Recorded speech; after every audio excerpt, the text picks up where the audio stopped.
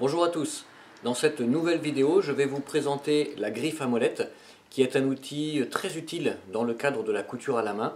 Mais avant tout, je tiens à remercier Jean-Luc Fèvre et Fabrice Wolfeyes pour leur soutien sur ma page Tipeee. Cet outil est pour moi un outil incontournable, je m'en sers à chaque fois que je veux réaliser une couture à la main. Donc cette griffe à molette va marquer sur le cuir l'emplacement des trous pour la couture à la main. Cet outil peut être muni d'un réservoir comme ici qui va contenir les molettes ou être simplement doté d'un pommeau en bois car cette partie ronde va être calée contre l'épaule afin de nous offrir la force nécessaire pour bien marquer le cuir et surtout nous libérer les mains pour avoir un bon contrôle de l'outil. Place maintenant à la pratique où je vais vous montrer son utilisation.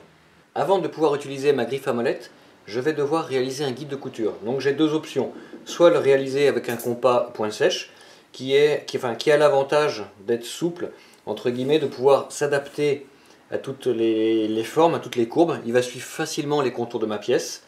Ou je peux utiliser le formoir qui a une double vocation, donc potentiellement ici réaliser un guide de couture, mais également réaliser un trait décoratif autour de la pièce.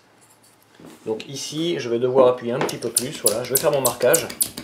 Donc on voit quand même la différence entre les deux. Ici, je peux potentiellement avoir un trait décoratif, alors qu'avec mon compas, non, c'est purement un guide de couture. Une fois donc que j'ai ce guide, je vais donc passer ma griffe.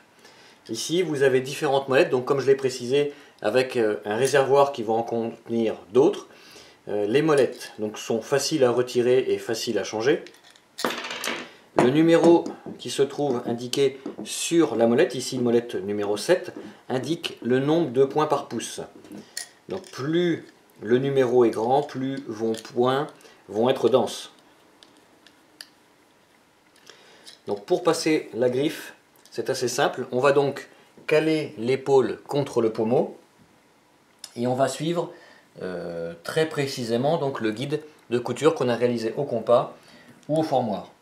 Donc je vais mettre le petit coude de l'outil plutôt orienté vers le bas, une main qui tient l'outil et l'autre main qui peut simplement guider la tête pour avoir un positionnement précis de la molette.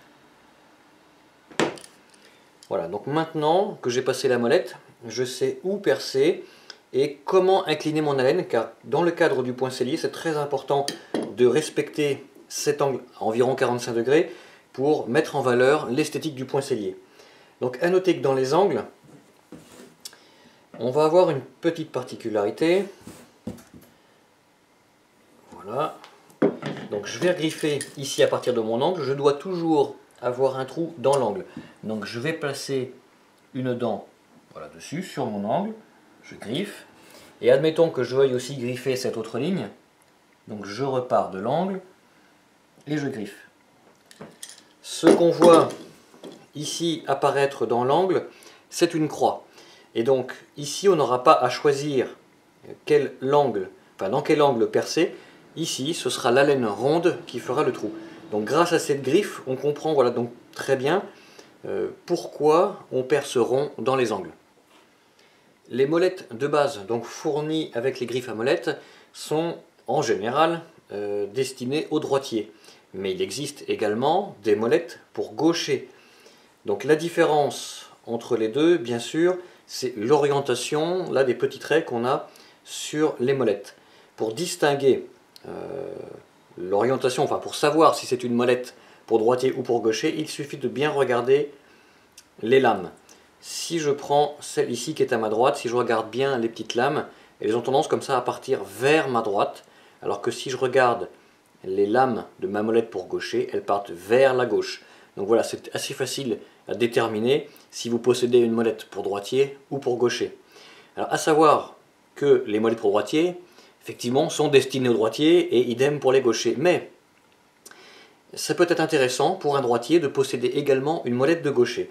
Vous allez me dire, mais dans quel cadre? Eh bien, tout simplement, quand je vais chercher à faire des coutures en angle. Je cherche par exemple à assembler deux pièces comme ça. Alors bien sûr, si vous ne pré-percez pas vos deux pièces, vous allez simplement marquer la zone où vous allez ensuite passer la laine, et dans ce cas-là, votre molette de gaucher ne sert à rien.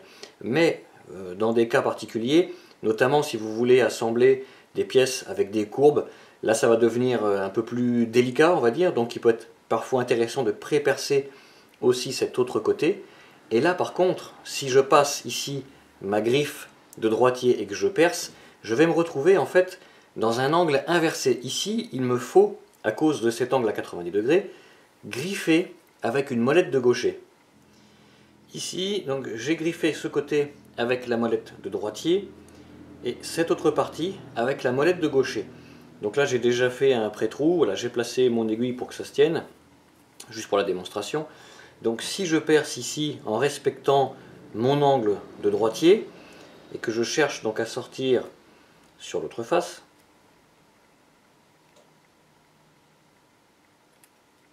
donc là bien sûr ce n'est pas pré-percé, voilà, si je sors ici, on voit par rapport à l'angle que j'ai fait donc ici avec ma molette de gaucher, je vais ressortir, vous voyez, dans l'axe qui est donné par ma griffe de gaucher.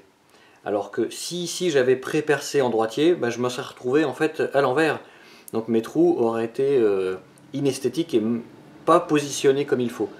Donc sur ce genre de cas, voilà, il peut être intéressant d'avoir une molette qui n'est pas de sa main en fait finalement, qui est complémentaire. Donc si on est gaucher, une droitier, et droitier, posséder une gaucher. Dernier point, je tiens juste à préciser que c'est un outil très robuste, de très bonne qualité, donc de la marque Verger Blanchard.